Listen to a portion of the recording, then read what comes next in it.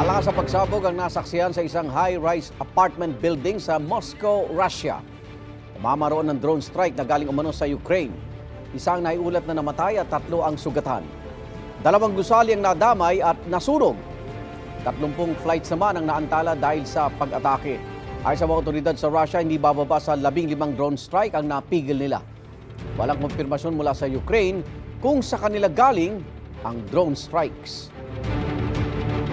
Igan, mauna ka sa mga balita. Mag-subscribe sa GMA Integrated News sa YouTube. Sa mga kapuso abroad, subaybayan nyo kami sa GMA Pinoy TV at sa www.gmanews.tv.